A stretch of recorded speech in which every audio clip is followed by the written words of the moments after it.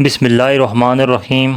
کفر، شرک اور زنا میں ڈوبی قوم نے شیطان کی پیروی کرتے ہوئے 5 بڑے بت بنا لیے اور ان کی عبادت کرنے لگے۔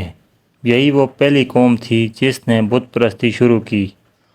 حضرت ادریس علیہ السلام کے پڑپوتے حضرت نوح علیہ السلام کو اللہ پاک نے نبوت عطا فرمائی اور اس قوم کی رہنمائی کا حکم دیا۔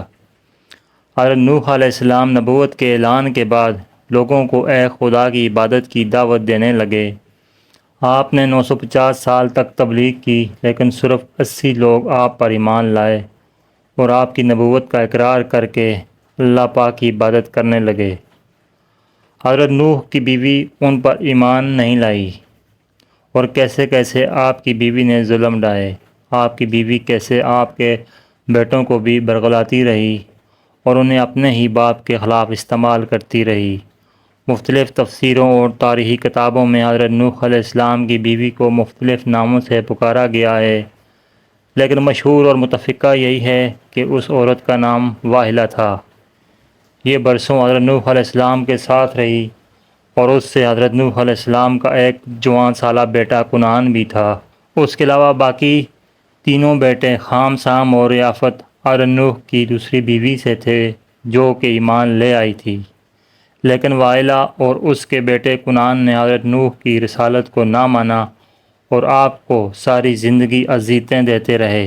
جب حضرت نوح نے اعلان نبوت فرمایا تو قوم کے لوگوں نے ان کو دونوں بیویوں کے رشتہ داروں کو اکٹھا کر لیا اور حضرت نوح کے گھر بھیج دیا کہ وہ اس نئے دین کی دعوت دینا بند کر دیں، نہیں تو پوری قوم مل کر نوح کے گھر کا گھراؤ کر لے گی۔ روایتیں ملتی ہیں جیسے ہی اپنے رشتہ داروں کو واحلہ نے دیکھا تو اعلان کر دیا کہ میں اور میرا بیٹا کنعان نوح کی کبھی بھی پیروی نہیں کریں گے، اور واحلہ نے اپنی قوم سے وعدہ کیا کہ وہ نوح کو اس نئے دین کی تبلیغ سے ضرور روک لیں گی۔ واحلہ نے زبردست مہم چلائی اور محاذ پر اپنے شوہر کی مخالفت کی، لیکن حضرت نوح تبلیغ حق کرتے رہے، یہاں تک کہ ایک دن قوم کے لوگوں نے گھر پر اس وقت حملہ کر دیا جب حضرت نوح کے تینوں مومن بیٹے گھر پر نہ تھے، جبکہ کنعان اور واحلہ گھر پر موجود تھے، بلکہ یہ حملہ بھی واحلہ کی سازش تھی۔ لوگوں نے حضرت نوح کو لہولہان کر دیا اور بے پناہ ظلم کیا۔ واحلہ نے جب دیکھا کہ یہ لوگ حضرت نوح علیہ السلام کی جان ہی لے لیں گے تو ان کو یہ کہہ کر روک دیا، اب سے میرا شوہر تبلیغ دین سے باز آ جائیں گے۔ مزید کہنے لگی، اے میری قوم کے لوگو، نوح تو دیوانہ ہو گئے ہیں، تم انہیں مار مار کر اپنی مرضی کے مطابق نہیں بنا سکتے، تم انہیں مت مارو۔ یہ جو کچھ بھی کہتے ہیں حالت دیوانگی میں کہتے ہیں، انہیں خود بھی معلوم نہیں کہ یہ کیا کہہ رہے ہیں۔ اس طرح لوگوں نے حضرت نوح علیہ السلام کو چھوڑ دیا۔ حضرت نوح علیہ السلام کو اپنی بیوی کی ان باتوں سے بہت تکلیف پہنچی۔ انہوں نے پہلی بار خدا سے شکایت کی، خدایا، میں کافروں میں گر گیا ہوں، اگر یہ لوگ مومن نہیں ہو سکتے تو ان کو تباہ و برباد کر دے۔ قوم نوح کا حال یہ ہو گیا کہ مرنے سے پہلے ہر بندہ اپنی اولاد کو نصیحت کرتا تھا کہ نوح دیوانے کی باتوں پر کان نہ دھرنا۔ پھر جب اللہ پاک نے فرمایا جو ایمان لا چکے ہیں اس کے علاوہ اب آپ پر کوئی ایمان نہ لائے گا، تو پھر آپ نے بارگاہ الہی میں مناجات کیں اور آپ کی دعا قبول ہوئی۔ اللہ پاک نے آپ کو ایک کشتی بنانے کا حکم دیا۔ اللہ نے حکم دیا کہ کشتی نوح میں سوار ہونے والوں کے علاوہ دنیا کی تمام مخلوق تباہ و برباد کر دی جائے۔ قرآن پاک میں ارشاد باری تعالیٰ ہے، اور نوح کو وحی ہوئی کہ تمہاری قوم سے مسلمان نہ ہوں گے مگر جتنے ایمان لا چکے، تو غم نہ کھا اس پر جو وہ کرتے ہیں، اور کشتی بنا ہمارے سامنے ہمارے حکم سے، اور ظالموں کے بارے میں مجھ سے بات نہ کرنا، وہ ضرور ڈبوئے جائیں گے۔ اور نوح کشتی بناتا ہے، اور جب اس کی قوم کے سردار اس پر سے گزرتے تو اس پر ہنستے، بولا اگر تم ہم پر ہنستے ہو تو ایک وقت ہم تم پر ہنسیں گے جیسا تم ہنستے ہو، تو اب جان جاؤ گے کس پر آتا ہے وہ عذاب کہ ایسے رسوا کرے، اور اترتا ہے وہ عذاب جو ہمیشہ رہے۔ آپ نے اللہ کے حکم سے شہر کے باہر کشتی بنانے کا ارادہ کیا۔ ابھی طوفان آنے میں 200 سال باقی تھے، اور آپ علیہ السلام کو کشتی بنانے کے لیے لکڑی کی ضرورت تھی، لہٰذا آپ علیہ السلام نے لکڑی حاصل کرنے کی غرض سے ساگوان نامی کچھ درخت لگائے جن کی لکڑی بہت مضبوط ہوتی ہے۔ یہ درخت 100 سال میں تیار ہوئے۔ اس کے بعد آپ علیہ السلام نے ایمان لانے والوں کے ساتھ مل کر دنیا کی پہلی کشتی بنانے کا کام شروع کر دیا۔ کشتی کی تیاری کے دوران آپ کی قوم نے آپ کو بہت تکالیف دیں، یہاں تک کہ کشتی میں فضلہ بھی کرتے رہے، لیکن آپ سب کچھ برداشت کرتے ہوئے کشتی کی تیاری میں لگے رہے۔ اپنی قوم کی طرح وائلہ بھی حضرت نوح کو کشتی بنانے سے روکنا چاہتی تھی، اس لیے وائلہ روز رات کو اپنے بیٹے کنعان کے ساتھ آتی اور کشتی میں جگہ جگہ سوراخ کر جاتی۔ یہ ان کا روز کا معمول بن گیا۔ حضرت نوح علیہ السلام جب وہ کشتی کو دیکھتے تو بہت پریشان ہوتے۔ جب لوگوں سے پوچھتے تو لوگ کہتے کہ ہمیں تمہارے تختوں میں کوئی دلچسپی نہیں ہے۔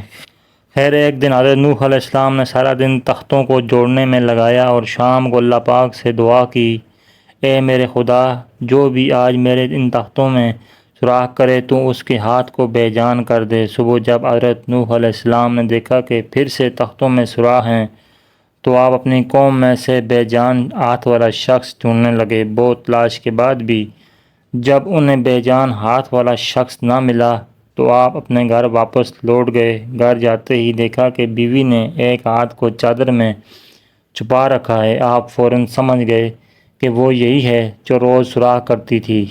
آپ کو یہ جان کر بہت رنج ہوا کہ میری اپنی ہی بیوی میرے اتنے خلاف ہے۔ خیر آپ نے اس کو خبردار کر دیا، اگر دوبارہ میری کشتی کا نقصان کیا تو پورا جسم ہی بے جان ہو جائے گا۔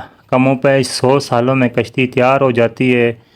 یہ کشتی 300 گز لمبی، 50 گز چوڑی اور 30 گز اونچی تھی۔